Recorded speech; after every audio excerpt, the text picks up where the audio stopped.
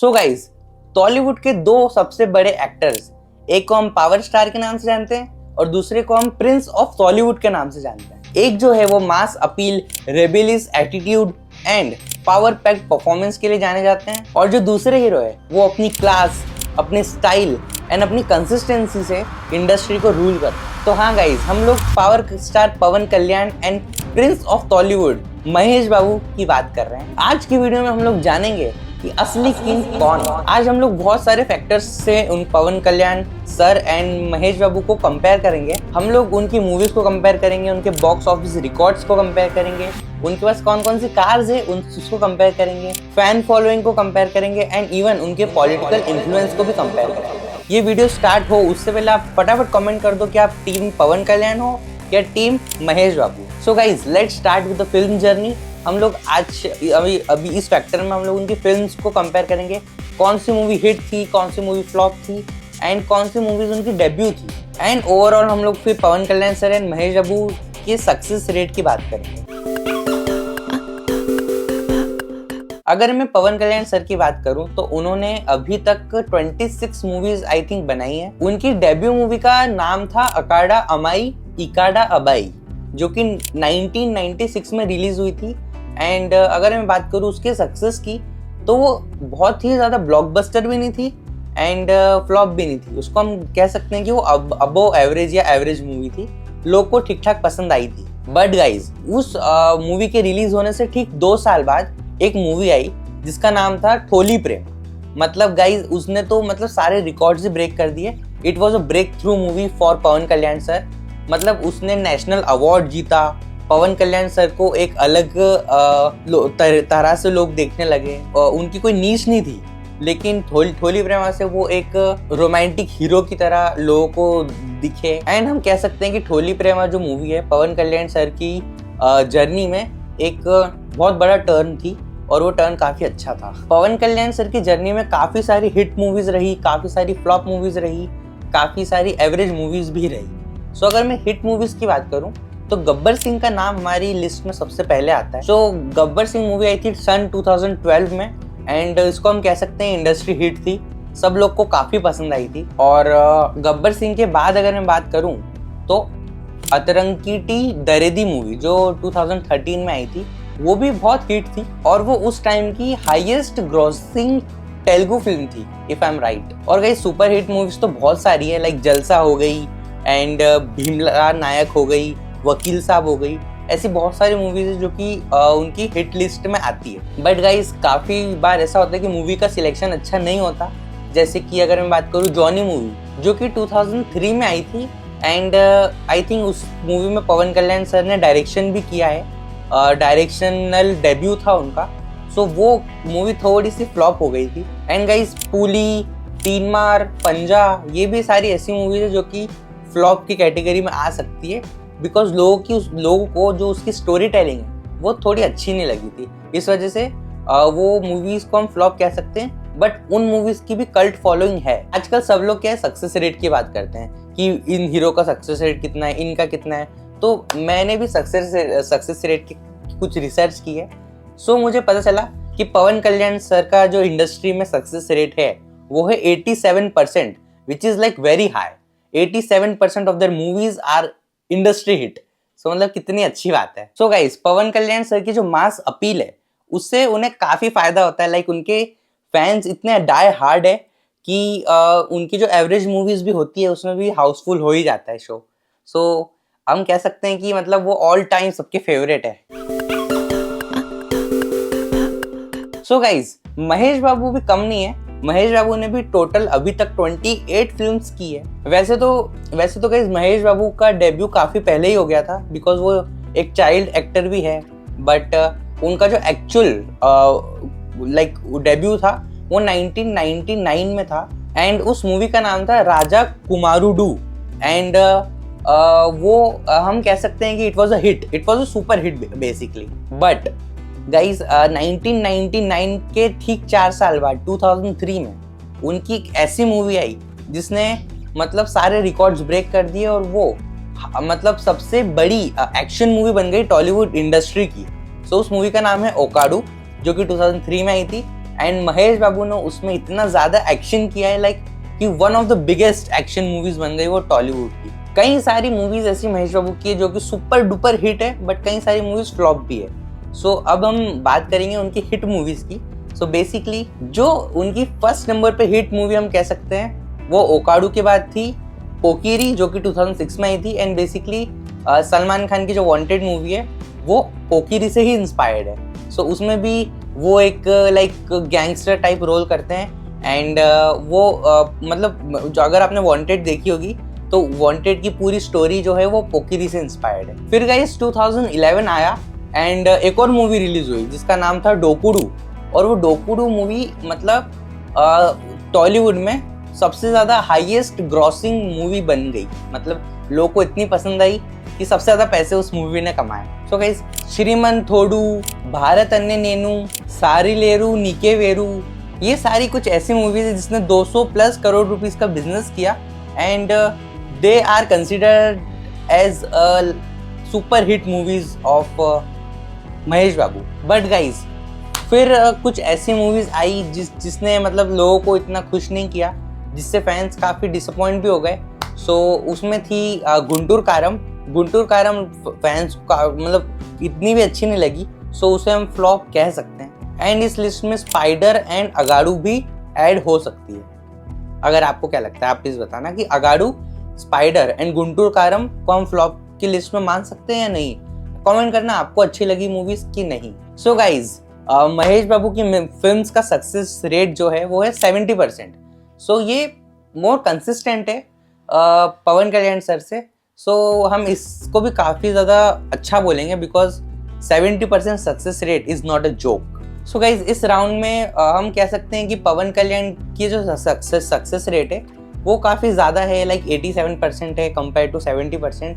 But जो पवन मतलब महेश बाबू sir है वो काफ़ी कंसिस्टेंट है। सो हम इस राउंड को ड्रॉ ही बोलेंगे बिकॉज दोनों ही एक्टर्स की काफ़ी सारी मूवी हिट है, काफ़ी सारी फ्लॉप है, बट दोनों ने काफ़ी अच्छा काम किया है। सो हम इसमें किसी को विनर नहीं मान रहे, दोनों ही विनर्स है। सो गाइज अब हम लोग बात करेंगे बॉक्स ऑफिस कलेक्शन की और ये जानेंगे कि इस पर्टिकुलर पार्ट के असली किंग कौन है। मतलब दोनों ही एक्टर्स हैं जिन्होंने इंडस्ट्री हिट मूवीज दी है, but actual box office collection में कौन बॉस है वो जानना हमें काफ़ी इम्पोर्टेंट है। सो इस पर्टिकुलर एपिसोड मतलब इस पर्टिकुलर पार्ट में हम लोग ये जानेंगे कि किस हीरो की मूवी जो है वो ज़्यादा रेवेन्यू जनरेट कर पाती। सो गाइज अगर मैं पवन कल्याण सर की बात करूं तो उनकी काफ़ी सारी मूवीज है जो कि मतलब इंडस्ट्री हिट रही है, लाइक अंतरखेड़ी दहरेदी, Bheemla Nayak and of course Vakeel Saab. So guys अंतरखेड़ी दहरेदी ने 187 करोड़ रुपीस अर्न किए थे एंड वो उस टाइम उस पर्टिकुलर ईयर की सबसे ज़्यादा पैसे कमाने वाली मूवी थी। एंड गाइस भीमला नायक एक रीमेक थी, लोगों को ऐसा लग रहा था कि इतना अच्छा परफॉर्म नहीं करेगी, बट उसने भी 161 करोड़ रुपीस अर्न किए एंड लोग सारे मतलब शॉक हो गए कि एक रीमेक मूवी भी इतना ज़्यादा रेवेन्यू अर्न कर सकती है। सो ये सिर्फ पवन कल्याण सर ही कर सकते थे और उन्हें करके दिखाया 161 करोड़ रुपीस। सो गाइस वकील साहब ऐसी मूवी है जिसने बहुत अच्छा सोशल मैसेज दिया था एंड उसने भी 131 करोड़ रुपीस कुछ अर्न किए। सो ये भी अबो एक्सपेक्टेशन था, लाइक सोशल मैसेज वाली मूवी लोगों को इतनी पसंद नहीं आती, लोगों को एक्शन चाहिए, ये सब चाहिए, लेकिन वकील साहब ने भी 131 करोड़ रुपीस अर्न किए which was like crazy। सारिलेरू नीके वारू ये महेश बाबू की मूवी है एंड ये मूवी ऐसी मूवी है जिसने हिंदी ऑडियंस और मतलब तेलुगु तमिल सारी ऑडियंस को कैप्चर किया था। ये बेसिकली मिक्स्ड ऑडियंस वाली मूवी थी जिसने मास ऑडियंस को ग्रैब किया था एंड महेश बाबू की लाइफ की सबसे बड़ी इंडस्ट्री हिट हम इसको कहेंगे, जिसका टोटल कलेक्शन था 260 crore rupees. Can you imagine 260 crore rupees इस पर्टिकुलर मूवी ने अर्न किए। सो गाइस भारत अन्य नेनू ऐसी मूवी थी जो कि पॉलिटिकल ड्रामा वाली मूवी थी और उसने भी 230 करोड़ रुपए अर्न किए which was crazy. So guys Sarkaru Vaari Paata ये एक मूवी थी महेश बाबू की जिसने 180 करोड़ रुपीस अर्न किए which was also mind boggling. मतलब उसका जो स्टार्टिंग थी, ओपनिंग, वो काफ़ी स्ट्रॉन्ग थी, इस वजह से लोगों को काफ़ी पसंद आई वो मूवी। सो गाइज, इस पर्टिकुलर राउंड में अगर महेश बाबू की बात करूं तो ओवरऑल जो ग्रॉस कलेक्शन है महेश बाबू का ज़्यादा है, बट जो ओपनिंग होती है पर्टिकुलर मूवी की, वो पवन कल्याण सर की कोई मैच नहीं कर सकता। लाइक जो डे 1 पे संध्या थिएटर वाला सीन होता है ना, वो कोई भी मैच नहीं कर सकता। बट हम दोनों को ही विनर मानेंगे इसमें भी, बिकॉज पवन कल्याण सर के डाई हार्ट फैंस संध्या थिएटर में जाके कुछ भी कर सकते हैं, वेयर एज महेश बाबू की ओवरऑल जो ग्रॉस अर्निंग है वो कई गुना ज़्यादा है। सो दोनों ही विनर है, हम दोनों को ही विनर कंसिडर करेंगे। सो गाइज, नेक्स्ट राउंड है नेटवर्थ एंड लाइफस्टाइल। ये ऐसा ये एक ऐसा टॉपिक है जिसमें बहुत सारे वेरिएशंस है। मतलब कोई वेबसाइट पे कुछ इन्फॉर्मेशन है, कोई किसी पे कुछ इन्फॉर्मेशन है, बट जो इन्फॉर्मेशन मुझे मिली उसके अकॉर्डिंग मुझे कुछ फिगर्स मिले हैं जो मैं आपके साथ शेयर करना चाहता हूँ। प्लीज़ अब कमेंट सेक्शन में अगर मैं गलत हूँ तो प्लीज़ मुझे करेक्ट करना मत भूलना। तो इस पर्टिकुलर राउंड में हम लोग उनकी नेटवर्थ, उनके होम्स, कितने घर है उनके पास बेसिकली, एंड उनकी लग्जरी कार्स के बारे में कुछ चीज़ें जानेंगे। सो गाइस, पवन कल्याण सर की अगर मैं बात करूं तो उनकी अभी नेटवर्थ है 116 करोड़, मतलब जो कि $16 मिलियन के लगभग है। एंड महेश बाबू की जो नेटवर्थ है वो 250 से 330 करोड़ रुपए के बीच में कुछ है, जो कि 20 से 30 मिलियन डॉलर्स हो जाती है। सो गाइस, पवन कल्याण सर के काफ़ी प्रॉपर्टीज़ है, बट जो मेन प्रॉपर्टीज़ है वो हैदराबाद एंड विजयवाड़ा में। सो हैदराबाद में उनके पास एक बंगलो है जिसकी वैल्यू है 12 करोड़ रुपीज़, एंड विजयवाड़ा में एक लग्जरी हाउस है जिसकी वैल्यू है 16 करोड़ रुपीज़। महेश बाबू रहते हैं जुबली हिल्स में, जहाँ पे उनका बहुत बड़ा मेंशन है जिसकी वैल्यू है अप्रॉक्सीमेटली 30 करोड़ रुपीज़, एंड उनके पास एक प्राइवेट जेट है जिसकी वैल्यू है 150 करोड़ रुपीज़। हम सब जानते हैं कि महेश बाबू एंड पवन कल्याण सर दोनों को कार्स काफ़ी पसंद है और उन दोनों का कार कलेक्शन काफ़ी अच्छा है। रिसेंटली पवन कल्याण सर ने एक लैंड क्रूजर भी खरीदी थी, एंड उसके अलावा उनका फोर्ड एंडेवर है, मर्सिडीज की G63 AMG है, एंड उनके पास एक ऑडी Q7 है और जैगवार XJ भी है। वेयरएस महेश बाबू की जो कार कलेक्शन है वो स्पोर्ट्स कार एंड SUVs दोनों ही उनके कलेक्शन में। जैसे कि रिसेंटली उनने रेंज रोवर वोक कार खरीदी थी, जो कि एक SUV है एंड कंफर्टेबल है काफ़ी, बहुत सारे सेलिब्रिटीज़ वो कार खरीदते हैं। उसके अलावा उनके पास BMW 730 LD भी है एंड लैम्बोर्गिनी गलाडो भी है। सोचो, स्पोर्ट्स कार। सो गाइस, इस राउंड से हमें ये पता चलता है कि महेश बाबू जो है काफ़ी अमीर है, बट पवन कल्याण सर एक सिंपल लाइफ जीने में बिलीव रखते हैं। सो इसमें भी हम दोनों को ही विनर मानेंगे, बिकॉज दोनों की अपनी अपनी प्रायोरिटीज़ है। महेश बाबू को काफ़ी लाइक ग्लैमर पसंद है, एंड अच्छी बातें पसंद भी होनी चाहिए, बट जो पवन कल्याण सर है उनको सिंपल लिविंग पसंद है। बट दोनों ही, मतलब अगर देखा जाए तो दोनों को ही कार्स का काफ़ी शौक है, एंड दोनों की कार कलेक्शन काफ़ी अच्छी है एंड काफ़ी एक्सपेंसिव भी है। अब गाइस बात करेंगे कि कौन से हीरो की जो फैन फॉलोइंग है काफ़ी लॉयल है। सो गाइस, पवन कल्याण सर की तो बात करने से कोई मतलब भी नहीं है, बिकॉज सबको पता है पवन कल्याण सर के जो फैंस है काफ़ी लॉयल है, बिकॉज उनकी जो फैन फॉलोइंग काफ़ी क्रेजी है, एंड उनकी जो मूवीज़ है उस मूवी की ओपनिंग भी होती है ना, तो वो भी बहुत ही नेक्स्ट लेवल होती है। अगर उनकी लास्ट मूवी फ्लॉप भी है ना, तो भी अगली मूवी देखने उनके फैंस आएंगे। सो गाइज, अगर आपको पता होगा कि गब्बर सिंह का जो जब रिलीज हुई थी तो उसमें क्या हुआ था, लाइक फैंस का जो क्रेज था वो अनरियल था। सो उससे हम अंदाज़ा लगा सकते हैं जो संध्या 35mm थिएटर के आसपास होता है कि उनकी फ़ैन फॉलोइंग किस लेवल की है। सो उनकी फ़ैन फॉलोइंग का कोई मतलब तोड़ ही नहीं है, कुछ जवाब ही नहीं है। सो हम कुछ कह ही नहीं सकते इस मामले में। पवन कल्याण सर की फ़ैन फॉलोइंग काफ़ी अच्छी है।